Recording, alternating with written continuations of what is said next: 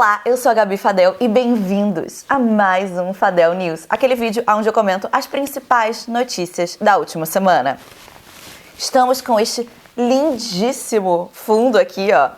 Nunca esse programa foi tão chique, né? Que tá bonito. Ó, tem uns livros. Não é livro, na verdade, é que negócio que toca. Como é que é o nome? Vinil. Mas tá, parece, vamos fingir que são livros, porque daí combina, parece que eu sou, assim, super culta e tal. Eu leio muitos livros. Na verdade, estou na casa de uma amiga minha. E ela tem o melhor cenário pro Fadel News que eu já vi na minha vida. Hoje teremos um Fadel News intenso. Nervosa, ansiosa já desde já, então vamos lá. Quero começar falando com vocês sobre o Lensa, que é um aplicativo que viralizou um monte essa semana, que é aquele aplicativo ali que você coloca suas fotos e ele faz imagens, tipo desenhos, que são produzidos por inteligência artificial, baseado nas suas fotos. Tá todo mundo usando, tem até gente falando que é mais um desses aplicativos pra roubar dados, etc, né? Mas o negócio é que isso não impediu do bagulho viralizar de verdade. Inclusive, teve outra coisa que não impediu do bagulho viralizar de verdade. O fato de que custa pelo menos R$30 pra você usar o aplicativo e fazer o seu avatar. Porque com R$30 você compra, tipo, 50 avatares e aí depois vai aumentando conforme você pode fazer mais avatares. Então, assim, a galera está tirando do próprio bolso para fazer avatar por inteligência artificial. E aí, o que eu queria comentar aqui com vocês é que isso abriu uma discussão sobre o futuro dos ilustradores e da galera que é profissional de desenho, que trabalha com isso. Porque cada vez mais a inteligência artificial está ficando cada vez melhor em produzir imagens, desenho, foto. Tem uma discussão muito grande agora sobre o futuro, tanto de ilustradores quanto até de fotógrafos, conforme a inteligência artificial fica cada vez melhor. Queria abrir essa discussão aqui sobre o que vocês acham disso. Se tem alguém aí que trabalha com fotografia ou que trabalha com ilustração, o que você pensa sobre o futuro da sua profissão, o futuro das imagens, conforme a inteligência artificial fica cada vez melhor. Porque o que a gente precisa saber, e a gente precisa ter muito bem na nossa cabeça, é que daqui pra frente, esse tipo de coisa vai ficar cada vez pior. É muito provável que a gente veja várias outras profissões serem diluídas e até extintas, talvez, completamente por causa da inteligência artificial. Imagina só, já começa a ter inteligência artificial até que faz textos que você não consegue nem identificar que não foi escrito por uma pessoa. Claro, a ideia é que a partir daí comecem a surgir também novas profissões para as pessoas, né? Mas e o nosso trabalho criativo, que a gente sempre acreditou que não ia ser um trabalho que ia ser substituído fácil por máquina? Outra coisa que eu queria falar aqui com vocês é sobre o Kanye West. Porque todo o Fadel News aqui, a gente tem que falar sobre algum rico que a gente odeia. Nas últimas 3 semanas, a gente quase completou com um mês falando do Elon Musk, mas dessa vez a gente conseguiu parar um pouco. Agora é a vez do Kanye West, né? Ele foi substituído por então Kanye West, que agora não é mais bilionário. Que eu ia falar um bilionário que a gente odeia, mas não é mais. O Kanye West resolveu ir num programa onde o cara simplesmente resolveu defender Hitler. No trecho, ele fala ali que até Hitler fez coisas boas, que ninguém é totalmente mal nem totalmente bom. E ele fala ali sobre coisas boas que Hitler teria feito.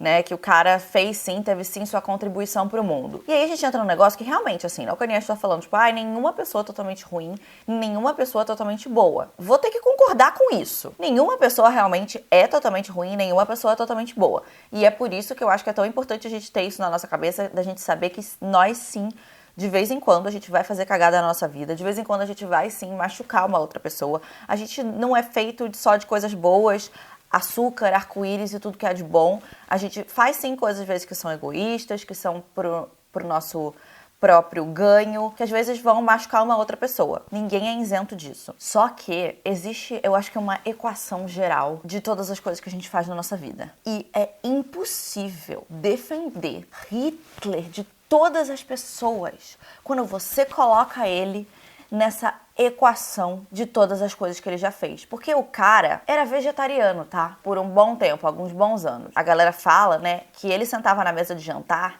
e ele ficava descrevendo mortes horríveis, como a galera mata os animais, o sofrimento animal, pra fazer com que outras pessoas também parassem de comer carne, tá? O cara era motivado. Se fosse hoje em dia, talvez o cara até, sei lá, entrasse pro PETA, qualquer coisa assim. Só que, numa equação geral de tudo que esse homem fez, era melhor ele ter comido alguns animais, porque nunca ele ia conseguir chegar perto de comer o mesmo número de animais que ele matou de gente, porque foram milhares. Não tem como você sentar numa mesa e me defender que ele fez sim coisas boas. Tudo que ele fez de bom foi anulado na equação geral da vida dele. Anulado. Era melhor não ter feito nada de bom se tivesse impedido o que fez de mal. E eu não sei mais se esse homem... Agora a gente tá falando do Kanye West.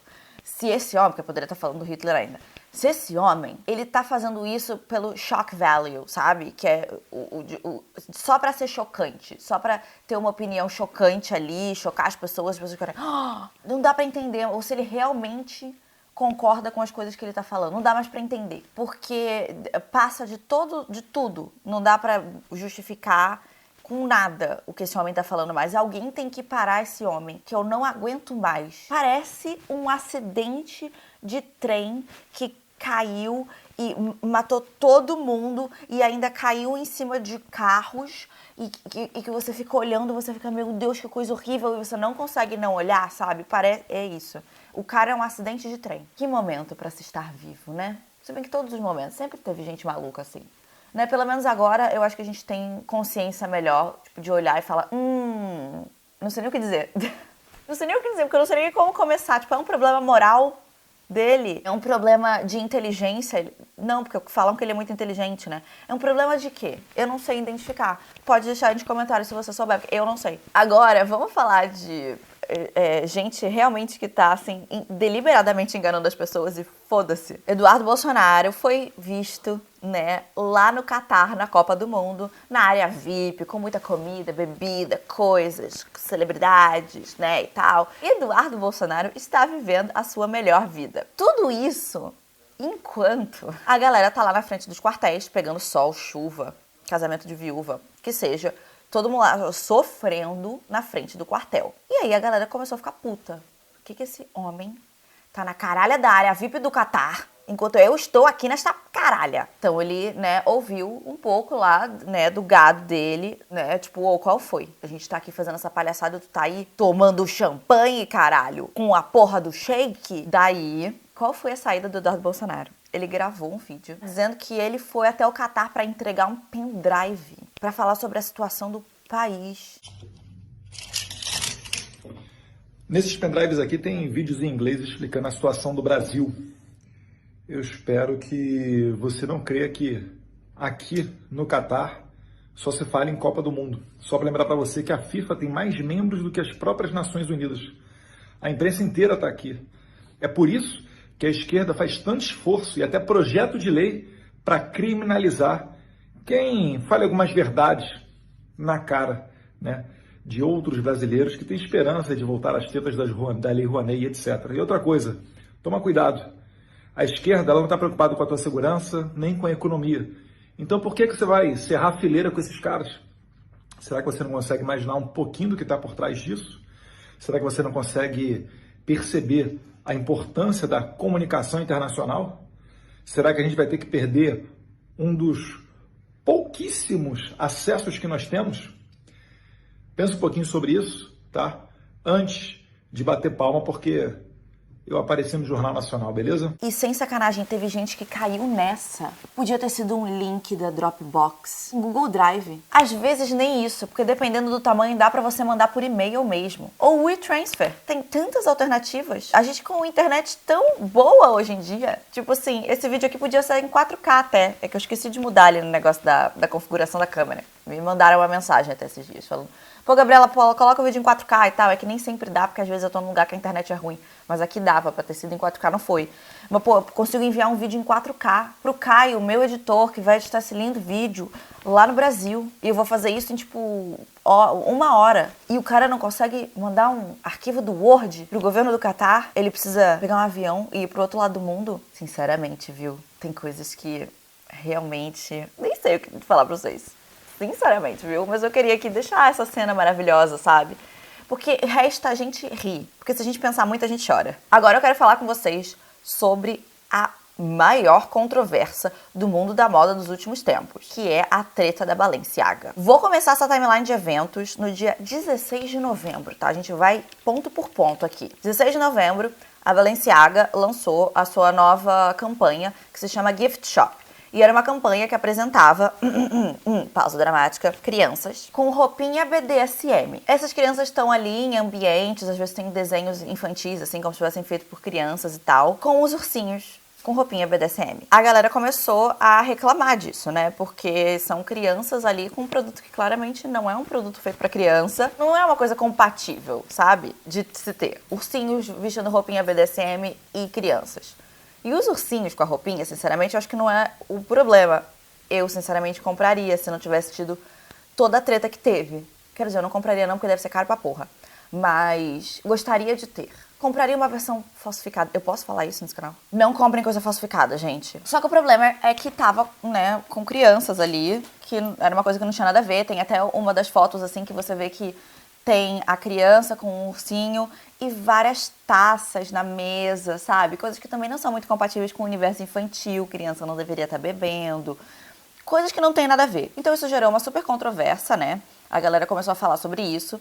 E começaram a ir atrás. Isso tudo viralizou no Twitter, tá? Tipo, quem começou a investigar isso foram a galera do Twitter mesmo. E aí a galera achou essa outra campanha, que foi divulgada no dia 21 de novembro. E é uma outra campanha, não é a mesma campanha. E nessa campanha, a ideia era apresentar mulheres em situações, assim, meio tipo de escritório, sabe? Essa era a ideia por trás da campanha. A galera começou a olhar as coisas que estavam ali no set, que usaram pra compor o cenário da campanha. E nessa campanha, eles deram zoom em alguns documentos. Um desses documentos é sobre um caso de 2008, onde era discutido se divulgar pornô infantil entraria ou não como liberdade de expressão de acordo com a lei dos Estados Unidos. Porque os Estados Unidos têm ali na Constituição a liberdade de expressão. E aí era um caso discutindo sobre isso. Só para deixar claro que a corte americana decidiu que não, pornô infantil não é liberdade de expressão. Mas é um caso que fala sobre isso.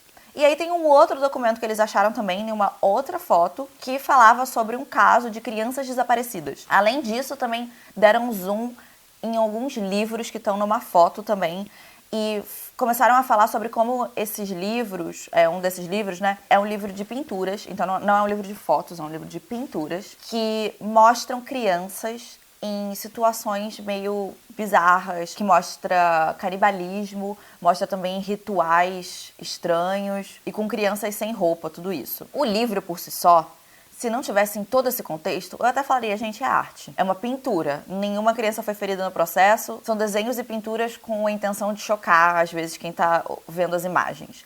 Mas quando a gente coloca tudo isso no contexto, é esquisito demais, né? Bom, aí a Balenciaga se pronunciou sobre tudo isso, né? Primeiro eles falaram sobre a campanha do Gift Shop, que mostrava as crianças com os ursinhos. Eles pediram desculpa, disseram que os ursinhos não eram pra estarem junto com crianças, que não era pra ter as duas coisas juntas, e removeram a campanha. E horas depois eles pediram desculpa pela outra campanha, que apresentava as mulheres no escritório, sabe? E aí eles falaram que eles não sabiam dessas coisas, desses documentos que estavam lá e que eles iam processar a empresa responsável. Só que isso tudo não, assim, ninguém digeriu isso tudo muito bem. Porque, o fotógrafo da primeira campanha do Gift Shop, que é o Gabriele, ele tem esse nome, ele é italiano, mas ele é um cara, né? E na Itália, o L, Gabriele, é o nome masculino. O Gabriele Galiberti, esse fotógrafo, ele falou que quem escolheu tudo, as fotos, o que ia estar nos cenários, tudo foi feito pela Balenciaga. A única coisa que era o trabalho dele era fotografar ali no estilo dele. Todo o resto foi feito pela Balenciaga. E que, inclusive, ele foi contratado porque ele fotografa crianças com brinquedos. Esse é um dos trabalhos das campanhas, não campanha, mas tipo assim, um dos trabalhos assim que ele foca, né? E que foi por isso que ele foi contratado e que ele não escolheu nada. Colocaram as crianças ali, colocaram os brinquedos, o que ia ter no set. Ele só tinha que dar a visão dele, o ângulo dele nas coisas. E que ele começou a receber muito hate. sendo que ele fez apenas o que a marca mandou, o que a marca escolheu. Ele falou até que ele estava sendo culpado pelas outras fotos da outra campanha da Balenciaga, que ele não tinha nada a ver, gente, tem cachorro passando aqui pra tudo quanto é lado, tá? Que ele tinha sido culpado até pelas outras fotos da outra campanha que ele não tinha nada a ver, que não foi ele que escolheu, não fotografou, ele não teve nada a ver. E, enquanto isso, a Balenciaga, né, disse que iria processar a empresa responsável pela outra campanha pelos documentos. Inclusive, esse fotógrafo falou que ele teve todos os outros contratos que ele tinha cancelados, que ninguém quer se associar com ele, que quando você procura o nome dele na internet, a primeira coisa que aparece é justamente uma relação com infantil, que a família dele tá inteira muito preocupada e que ele tá muito mal porque ele tá vendo a carreira dele acabar e a reputação dele acabar. Em relação a outra empresa, o que a Balenciaga diz é que a Balenciaga não sabia que estavam sendo usados documentos que tinham, de fato,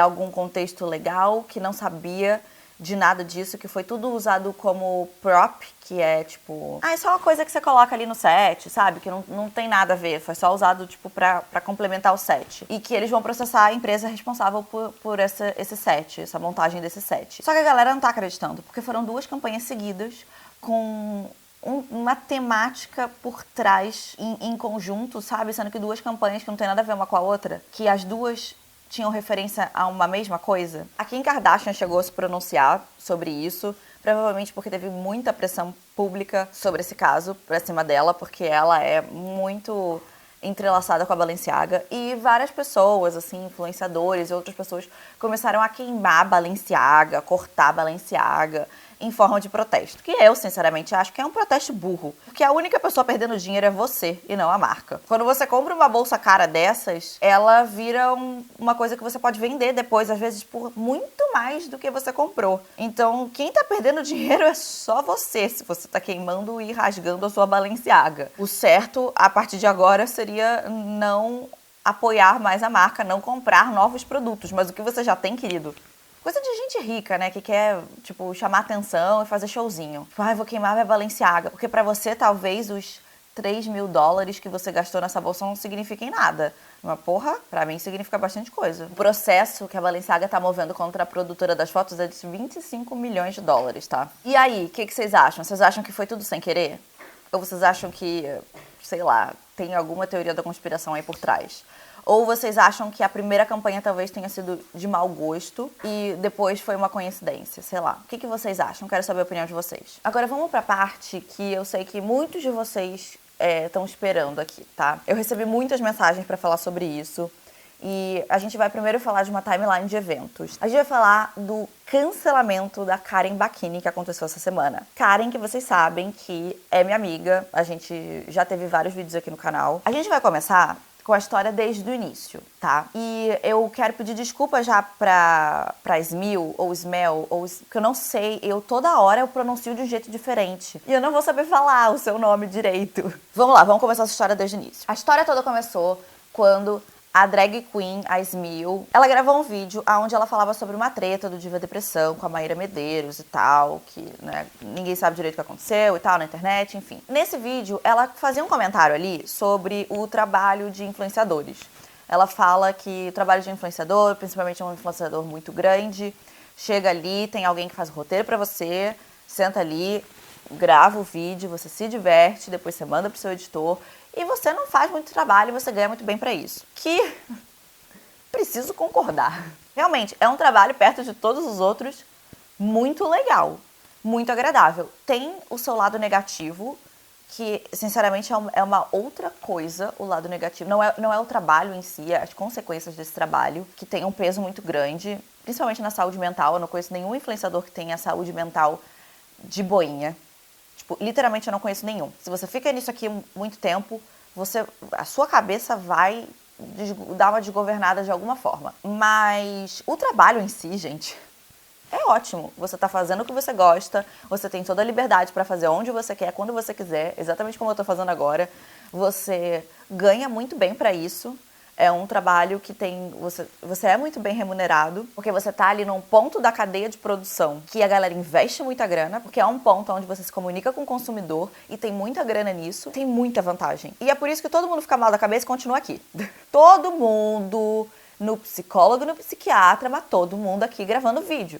porque tem o seu lado muito bom. Enfim, a Karen viu esse vídeo e aquilo ali se doeu nela, e ela gravou uma série de stories. Ela gravou uma série de stories muito infelizes, onde ela falava que ela estava muito mal, que ela estava de cama, que ela não estava conseguindo trabalhar, mas aí ela mostra os recebidos e mostra o escritório dela, que daí perdeu a mão. Um mês depois disso ter acontecido, a Smell gravou um novo vídeo, onde ela reagia tanto a essas stories que a Karen fez, quanto a um trecho do podcast onde eu estava, um podcast do DiaCast, onde a Karen falava ali sobre a vivência dela em Bali, e ela fazia umas afirmações, como eu mesma falei nesse podcast, que ela estava romantizando a pobreza. E eu não preciso nem me pronunciar sobre isso, eu falo ali no podcast, eu dou um corte nela, falo que ela tá romantizando a pobreza, sigo falando de outra coisa. O assunto que a gente estava ali falando era um assunto mais relacionado a consumismo e capitalismo,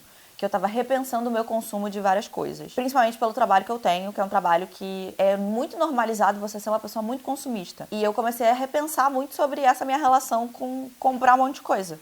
Que eu nunca fui assim, vai contra as coisas que eu acredito. E eu estava tentando retomar os meus valores, sabe?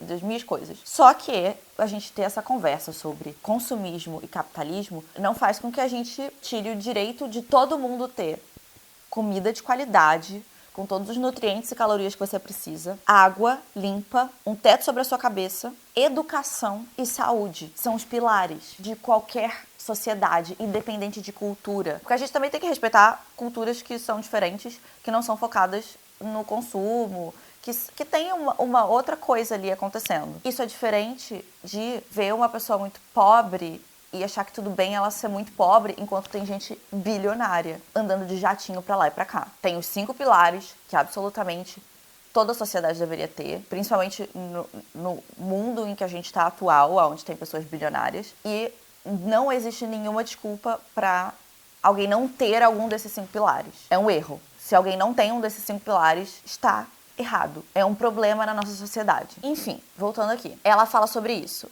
E aí a galera começou a pegar vários outros trechos, onde a Karen falava várias outras coisas, que eram pensamentos elitistas, eram pensamentos, às vezes, meio meritocratas, coisas assim que a gente podia sentar aqui, a gente podia discutir sobre isso bastante. Mas a própria Karen, sabe, né, a gente conversou, tipo, tudo que eu tinha pra falar pra ela, tipo, eu falei pra ela, várias outras pessoas falaram pra ela leu tudo que tinha na internet, e ela daí gravou um vídeo onde ela ia e pontuava essas coisas todas que foram ditas sobre ela e pontuava onde estavam os erros.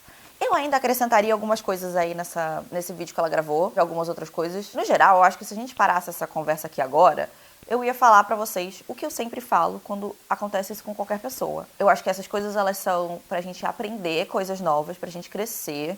E eu não acredito em cultura de cancelamento. E eu não acho que a gente tem que cancelar as pessoas, tem que ir lá xingar as pessoas. Eu acho que a gente tem que ensinar as pessoas e usar esse tipo de coisa pra gente abrir discussões sobre as coisas e aprender mais.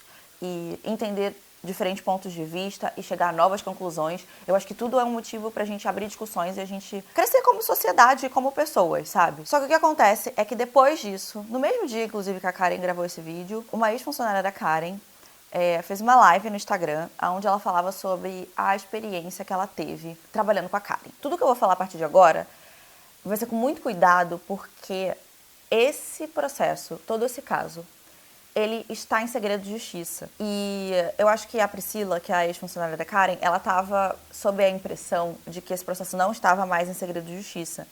Mas, na verdade, ele está. Ela não poderia ter falado sobre esse processo. Legalmente falando, ela não poderia ter falado sobre isso. E eu também tenho muito cuidado para falar qualquer coisa aqui, porque tá em segredo de justiça. Quando a gente tá falando das falas problemáticas da Karen, eu acho que isso é uma outra coisa. A gente poderia aqui sentar aqui, conversar sobre coisas que a gente discorda e aprender com isso. E eu não acho que, assim, é motivo de cancelar a menina na internet e xingar ela, porque ela, infelizmente, tinha uns pensamentos meio tortos sobre algumas coisas que ela não teve conhecimento. Porque eu acho que a gente tem que aprender e conversar quando é possível aprender em conversar. Agora, quando a gente começa a entrar no campo jurídico, as coisas elas tomam um outro peso. Eu não sou uma pessoa neutra nessa história, porque eu sou amiga da Karen e eu nunca conheci a Priscila. Nunca vi a Priscila na minha vida. Tudo que eu sei, tudo que eu tenho acesso são por uma outra pessoa, que é a Karen. Eu não tenho a Priscila, a versão da Priscila. Eu não conseguiria ser amiga de uma pessoa que trata mal seus funcionários, que faz coisas horríveis e fala coisas horríveis para as pessoas.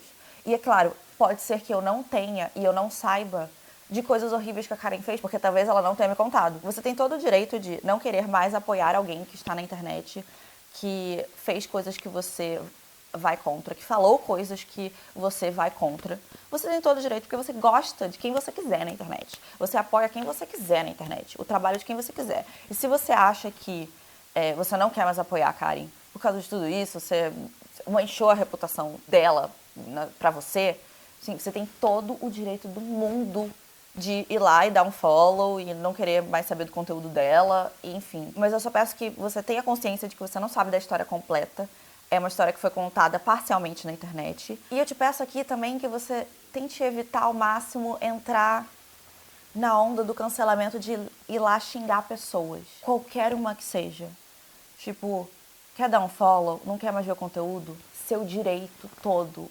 Só não faça parte da manada coletiva raivosa indo lá xingar, sabe? Eu fiz o que eu podia em todos os momentos dessa situação. Eu tô aqui dando o meu melhor nessa situação. E eu recebi muito comentário de muita gente querendo um posicionamento e tá aí, esse é o meu posicionamento. Não sei nem se eu consegui me posicionar direito, mas enfim, é isso, tá? Chega esse vídeo, não vou nem pedir like. Deu já, quero que acabe. Tchau.